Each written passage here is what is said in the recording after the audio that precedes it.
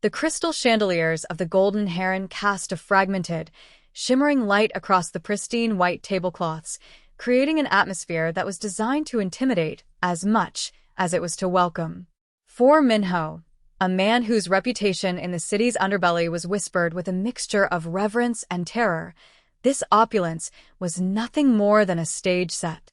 He sat in a high-backed leather booth near the back of the restaurant, his posture rigid, his dark suit tailored to perfection, concealing the tattoos that marked his allegiance and his history.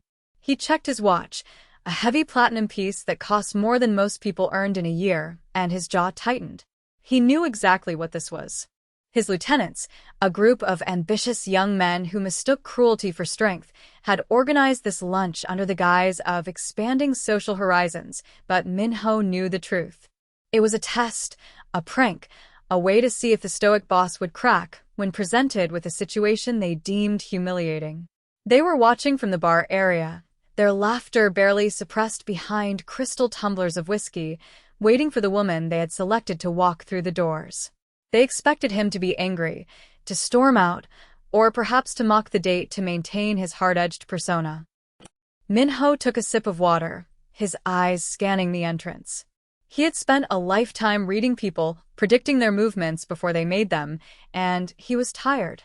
He was tired of the posturing, tired of the violence, and tired of the shallow loyalty of men who only followed him out of fear. He expected a woman who was perhaps loud, or someone they had paid to be obnoxious, someone designed to clash with the refined atmosphere of the French restaurant. The heavy oak doors swung open, and the hush that fell over the front of the house was palpable. It wasn't the silence of awe that usually accompanied a celebrity. It was the judgmental silence of the elite assessing an outsider. Standing there, clutching a modest purse with white-knuckled tension, was Jasmine. She was not the caricature his men had likely promised. She was a slightly plus-sized African-American woman, wearing a simple, beige dress that fell to her knees. It was a dress bought from a department store rack, sensible and neat, but it looked like burlap next to the silk and satin of the other patrons. She hesitated at the maitre d's podium, her eyes wide and darting around the room like a deer that had wandered into a wolf's den. From his vantage point, Minho saw not just her appearance, but her spirit. He saw the way she smoothed the fabric of her dress, a nervous tic that betrayed her terrifying anxiety. He saw the way she took a deep breath, steeling herself against the invisible waves of judgment rolling off the nearby tables. His men at the bar were nudging each other, covering their mouths to hide their snickers. They saw a punchline. Minho saw a human being walking into a firing line. He felt a sudden, sharp spike of anger, not at the woman, but at the world that made her feel so small before she had even spoken a word. He watched as the maitre d', a man with a nose so upturned he seemed to be inspecting the ceiling, looked at her reservation name on his tablet with a sneer. Jasmine whispered something, pointing toward Minho's table. The maitre d' sighed, a theatrical gesture of long-suffering patience, and began to lead her through the maze of tables. Minho did not look away.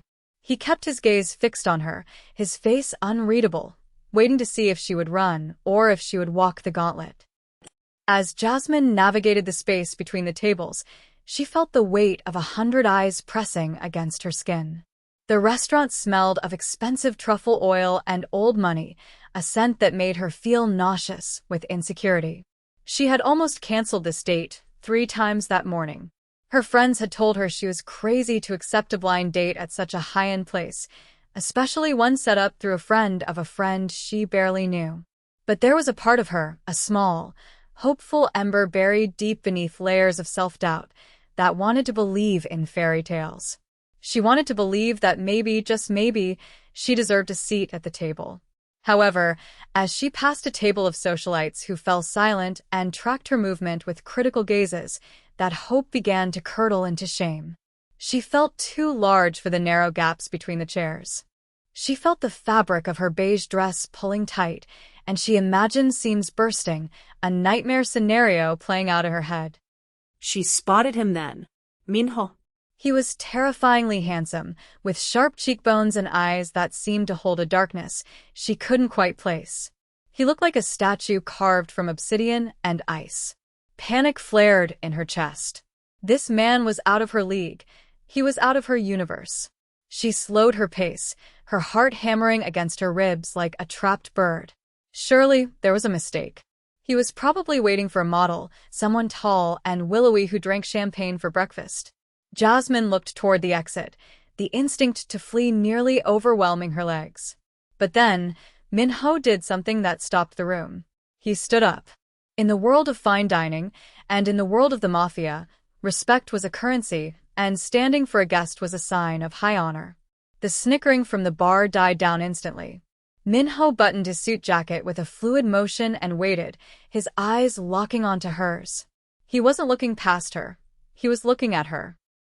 Jasmine forced her feet to move, each step feeling like she was wading through molasses. When she finally reached the table, she was breathless, not from exertion, but from the sheer emotional toll of the walk. "Hi," she managed to squeak out, her voice trembling. I'm Jasmine. "I think we're supposed to be having lunch." She braced herself for the rejection, for the look of disappointment, for the excuse that he had an emergency phone call. Instead, Minho nodded, a slight bow of his head that was culturally ingrained but deeply personal in this moment. "I am Minho," he said, his voice a low baritone that seemed to vibrate through the table. "Please sit." He gestured to the chair opposite him. He didn't wait for the waiter to pull it out. He reached over and adjusted the chair for her himself. As she sat, she felt the plush leather swallow her, offering a momentary comfort. She risked a glance at him. "I almost didn't come in," she admitted, the words tumbling out before she could stop them. "I feel a bit." Underdressed, Minho looked at her beige dress, then at the flashy, sequined gowns of the women at the next table. "Elegance is not about the fabric, Jasmine," he said quietly. "It is about the carriage. You hold yourself with more dignity than anyone else in this room." The arrival of the waiter broke the fragile bubble of connection that had started to form. He was a tall, thin man with slicked-back hair and an expression that suggested he had just smelled something unpleasant. He placed the menus on the table with a little more force than necessary, the leather covers slapping against the wood. He turned his body significantly toward Minho, effectively giving Jasmine his shoulder. "Good afternoon, sir," the waiter said, his voice dripping with sycophantic oil.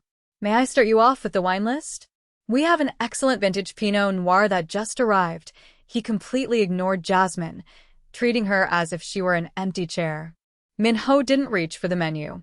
He sat perfectly still, his eyes narrowing slightly. "My guest," Minho said, his voice dropping an octave, becoming dangerously quiet, "has not been greeted." The waiter blinked, flustered, and turned halfway toward Jasmine, offering a tight, fake smile that didn't reach his eyes. Yes." "And for the lady." Jasmine felt the heat rising in her cheeks. She picked up the menu, trying to hide behind it. The prices were astronomical. A simple appetizer cost more than her weekly grocery budget. She scanned the list, her eyes blurring.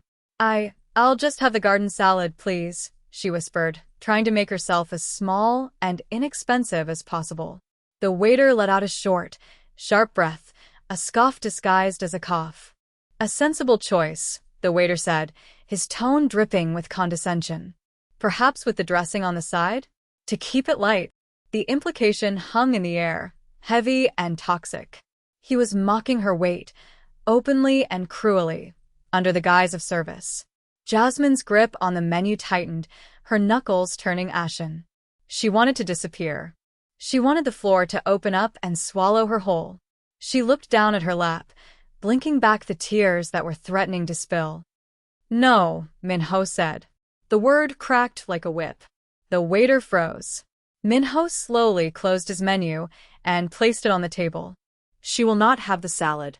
And she will not have the dressing on the side." He leaned forward, his dark eyes boring into the waiter's soul. "We will have the chef's tasting menu.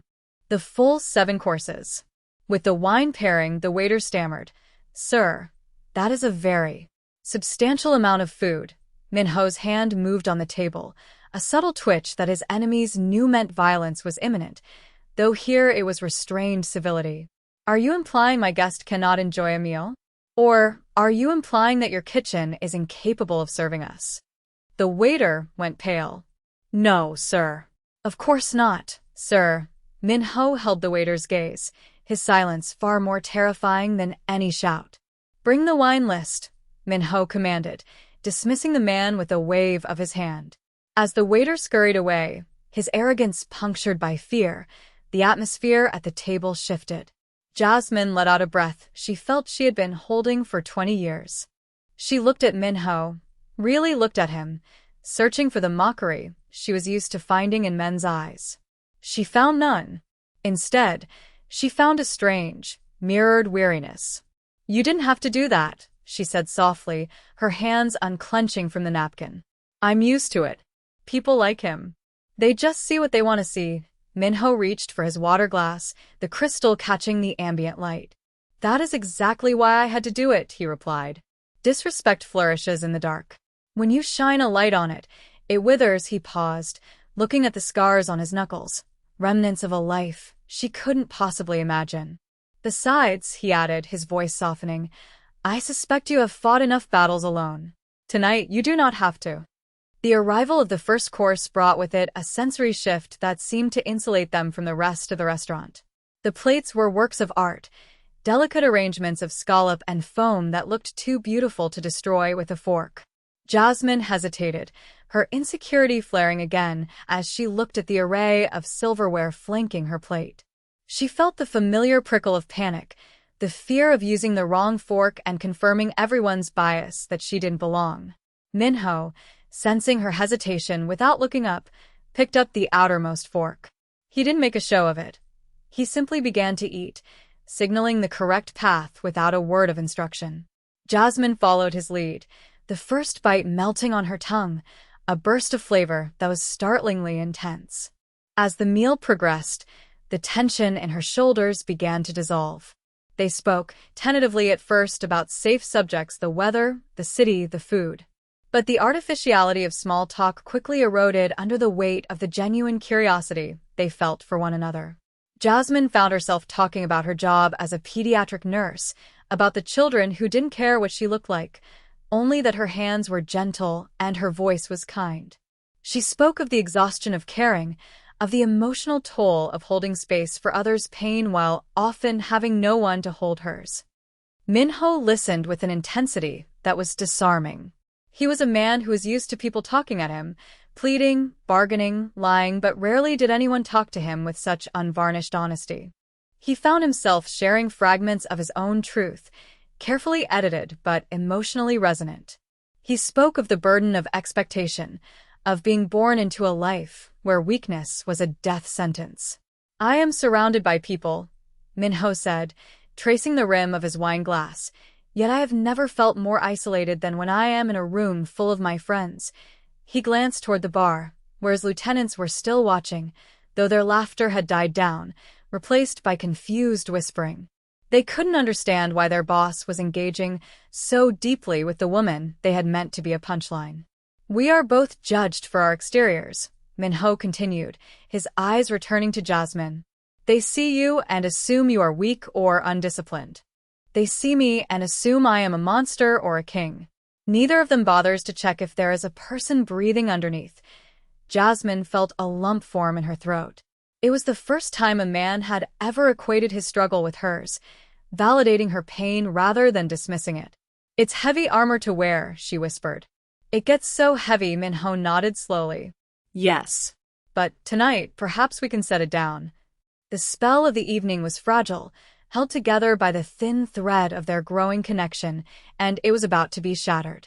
From the bar area, Deong, the ringleader of the prank and Minho's second-in-command, watched with growing irritation. The joke was supposed to be over by now. Minho was supposed to have made an excuse and left, or, at the very least, he should be sitting there in stony silence, enduring the humiliation. Instead, he looked engaged. He looked human. This did not sit well with Deong, whose entire worldview relied on the hierarchy of dominance and superficial power. He downed the last of his whiskey, the amber liquid fueling his bravado, and slammed the glass onto the bar. He's losing it, Deong muttered to the others. He's actually entertaining her. It's embarrassing. He adjusted his silk tie, smoothed back his hair, and decided to intervene. He would force the issue. He would remind Minho of who he was and, more importantly, remind Jasmine of who she wasn't. Deong strode across the dining room floor, his gait arrogant and claiming space. The sound of his heavy footsteps approached their table like a gathering storm. Jasmine felt the shift in energy before she saw him. Minho's face, which had been open and relaxed, suddenly hardened into a mask of granite. Deong stopped right at the edge of their table, looming over Jasmine, ignoring her presence entirely to address Minho. "Boss," Deong said, his voice loud enough to carry to the surrounding tables. "We were getting worried. The boys and I thought you might need an extraction," he laughed, a harsh, barking sound. "We didn't realize you were running a charity event tonight." The cruelty of the words hung in the air, suspended in the silence of the restaurant. Jasmine froze, her fork halfway to her mouth. The blood drained from her face, leaving her ashen. The word charity echoed in her mind, confirming her worst fears, that this wasn't a date, it was a setup, a joke. She looked at Minho, her eyes wide with betrayal and humiliation, waiting for him to laugh, to join in, to reveal that he had been part of it all along. Minho did not look at Deong. He carefully placed his silverware on the plate, aligning them with precision. "Deong," Minho said, his voice terrifyingly calm. "You are interrupting my dinner." Deong, emboldened by the audience of the restaurant and his own drunken confidence, didn't back down. He leaned in closer, a smirk playing on his lips. "Come on, Minho. Look at this. It's a gag, right? You can't seriously be sitting here with this." He gestured vaguely at Jasmine, a gesture of dismissal that reduced her to an object, an eyesore. "We set this up for a laugh. To see if you'd actually go through with it. Don't tell me you're actually enjoying the company of the whale." The slur hit Jasmine like a physical blow. She gasped, a small, wounded sound, and pushed her chair back, ready to flee. The tears she had held back earlier now spilled over, hot and stinging. She grabbed her purse, her hands shaking so badly she dropped her napkin on the floor. "Hey, I have to go," she stammered, her voice breaking. "I knew it. I knew I shouldn't have come." "Sit down, Jasmine." Minho's voice wasn't loud, but it possessed a command that froze everyone in a 20-foot radius. He wasn't speaking to her as a subordinate. He was speaking to her as a protector.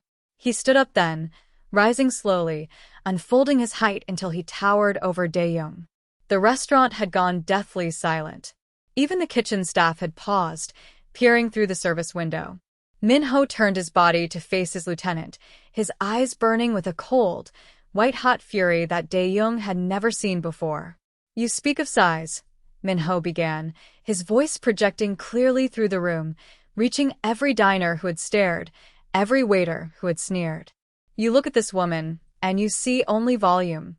You see space occupied." He took a step closer to Deong, who involuntarily took a step back, the smirk faltering. "I have sat across from her for an hour. Do you know what I have seen?" Minho gestured to Jasmine, who was frozen in her chair, tears streaming down her face. "I have seen a woman who carries the weight of the world with a grace you could never understand. I have seen a woman who faces judgment every single day, judgment from small, empty men like you, and yet she remains kind. She remains soft in a world that tries to harden her." Minho's voice cracked with emotion, a rare display of vulnerability that stunned the room. "You set this up as a joke? You thought it would be funny to put a beast with the boss?" Minho laughed, a dry, humorless sound. "You are right. There is a beast at this table. But it is not her." He pointed a finger at Deong's chest, poking the expensive silk suit. "It is the man who thinks humiliation is humor. It is the man who thinks beauty is a size." He looked around the room, making eye contact with the socialites and the businessmen who had judged Jasmine earlier. "She is the only real thing in this entire room. Her heart is vast. Yours, Deong. Yours is withered. It is microscopic. You are the small one here." Deong stood paralyzed, his face burning a deep crimson. The public dressing down dismantled his ego piece by piece. There was no comeback for moral superiority. The silence that followed was heavy, but it was no longer a silence of judgment directed at Jasmine. It was a silence of shame directed at Deong and everyone who had silently agreed with him. Minho turned his back on his lieutenant, dismissing him as if he were nothing more than dust. He turned to Jasmine, his expression softening instantly from rage to profound tenderness. He reached into his pocket and pulled out a handkerchief, pristine and white, and offered it to her. "I apologize," he said, his voice trembling slightly. "I apologize for the company I have kept. I apologize that you were brought here under false pretenses." Jasmine took the handkerchief, her hands still shaking. She looked up at him, and she saw tears in his eyes too. "But I am not sorry I met you," Minho continued. "In a life filled with lies, you are the most beautiful truth I have ever encountered." Jasmine dabbed at her eyes, her heart swelling with a mixture of pain and incredible relief. The waiter, the one who had been so cruel earlier, approached the table. He looked terrified, his hands wringing together. "Sir." "Madam," he stammered, his eyes fixed on the floor. The management would like to offer the meal on the house." "And?" "I am deeply sorry." Minho didn't even look at him. "We do not need your charity," Minho said, throwing a stack of bills onto the table, far more than the meal cost. "We are leaving." He extended his hand to Jasmine. "Shall we?" It wasn't a command. It was an invitation. Jasmine looked at his hand, the scarred knuckles, the strong fingers. She looked at the door, and then at the people watching them. She realized she didn't care about their judgment anymore. For the first time in her life, the staring eyes didn't feel like spotlights of shame. They felt like an audience witnessing her vindication. She reached out and placed her hand in his. His grip was firm, warm, and incredibly grounding. It was an anchor in the storm. As she stood up, she didn't smooth her dress. She didn't hunch her shoulders. She stood at her full height, lifting her chin. Together, they walked through the restaurant, navigating the maze of tables not as intruders, but as royalty leaving a court that was unworthy of them. The silence stretched out, unbroken by even the clink of silverware. The socialites who had whispered, the businessmen who had sneered, they all looked down at their plates, unable to meet the gaze of the couple passing by. Deong was still standing by the table, diminished and small, a man who had tried to wield humiliation as a weapon and found himself cut by the blade of his own cruelty. They passed him without a glance, leaving him in the wreckage of his failed prank. When the heavy oak doors swung shut behind them, cutting off the scent of truffle oil and the stifling atmosphere of the Golden Heron, the cool evening air hit their faces like a benediction. The street outside was bathed in the amber glow of city streetlights, the noise of traffic a welcome chaotic hum after the suffocating quiet of the restaurant. They walked a few paces away from the entrance before stopping. The valet stepped forward, holding the keys to Minho's sleek black sedan, but Minho shook his head. "Not yet," he said softly. He turned to Jasmine, his demeanor shifting from the fierce protector back to the man who was simply trying to figure out his own heart. The adrenaline that had sustained them inside began to ebb, replaced by a raw, vibrating intimacy. Jasmine looked up at him, the streetlights reflecting in her eyes, which were still shimmering with unshed tears. "You really meant what you said?" she asked, her voice barely a whisper. About seeing me?" It was the question of a woman who had been conditioned to believe she was invisible, or worse, an eyesore. Minho reached out, his fingers brushing a stray lock of hair from her forehead with a tenderness that defied his violent reputation. "I have never meant anything more," he replied. "In my world, Jasmine, everyone wears a mask. They pretend to be brave, they pretend to be loyal. Tonight, you are the only one who is brave enough to be yourself. That is a kind of beauty that makes everything else look cheap." "I'm usually the punchline," Jasmine admitted, leaning against the stone railing that lined the sidewalk, looking out at the passing cars. "I've spent my whole life trying to shrink, trying to take up less space so people wouldn't be offended by my existence. But tonight, when you stood up," she choked back a sob, a happy one this time. "I felt like I was worth defending." Minho moved to stand beside her, looking out at the city skyline. "You are worth defending," he said firmly. "And you should never shrink. You should expand. You should fill every room you enter, because the world needs more of what you have." He looked at his hands, the scarred knuckles that had delivered so much pain in the past.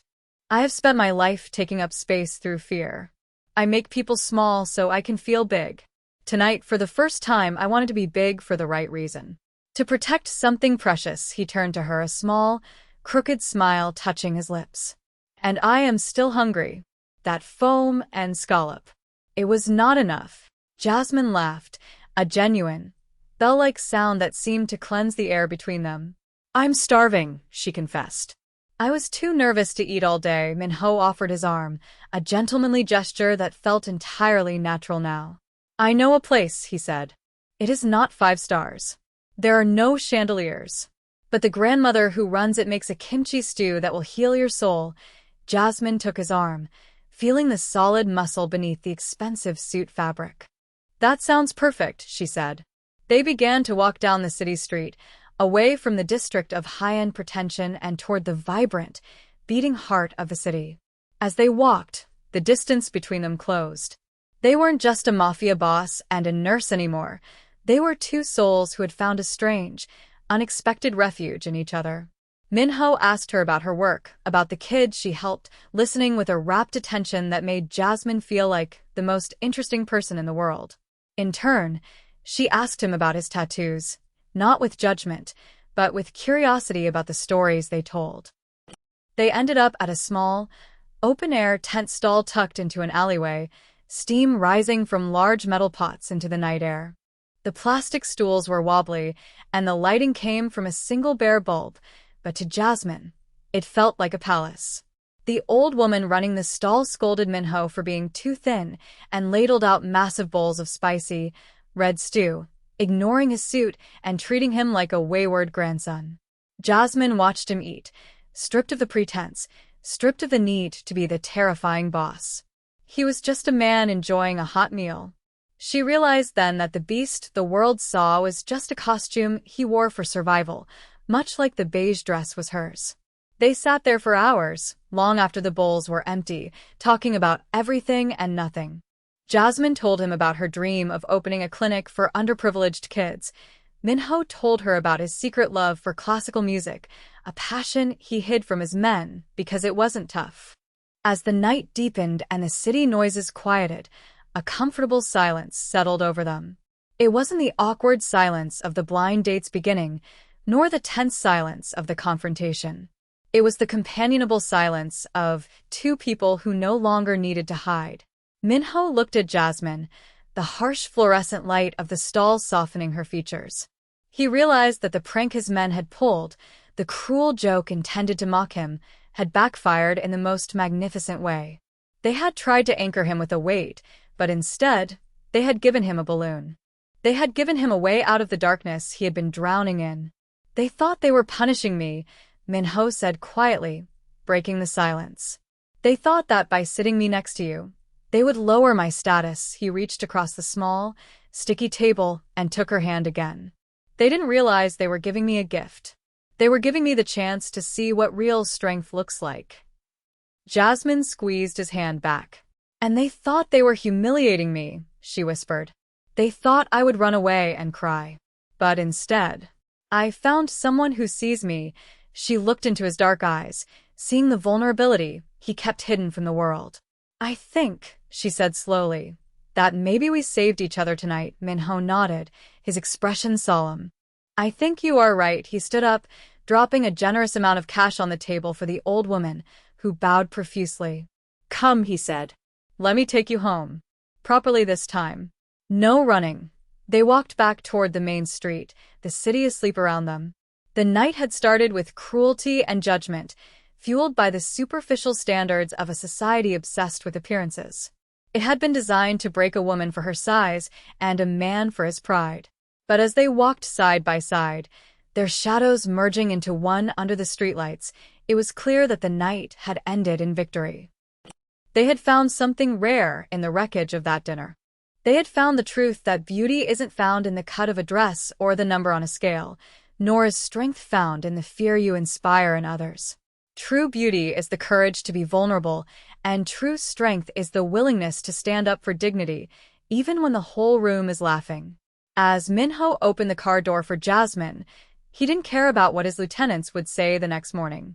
He didn't care about the whispers in the underworld.